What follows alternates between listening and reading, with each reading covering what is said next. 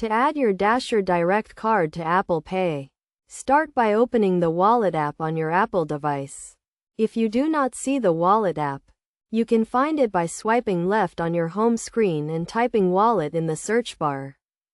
Next, tap the plus sign in the top right corner of the screen to begin the process of adding a new card.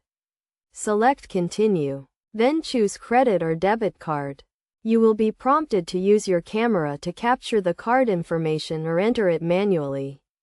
Choose the option that works best for you and follow the on-screen instructions to enter your Dasher Direct card details.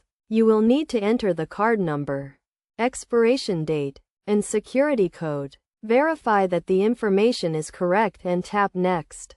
You will then be asked to agree to the terms and conditions of using your Dasher Direct card with Apple Pay. Read through the terms carefully and tap Agree to proceed. After agreeing to the terms, your Dasher Direct card will be added to Apple Pay and you will receive a confirmation message. You can now use your Dasher Direct card with Apple Pay to make purchases at participating merchants.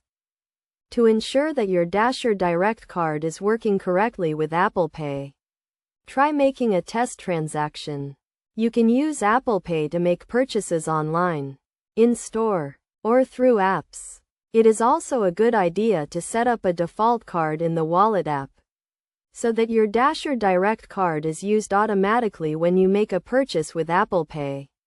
To do this, go to the Wallet app, tap and hold on the Dasher Direct card, and drag it to the front of the other cards. By following these steps and best practices, you can easily add your Dasher Direct card to Apple Pay and start making convenient and secure transactions.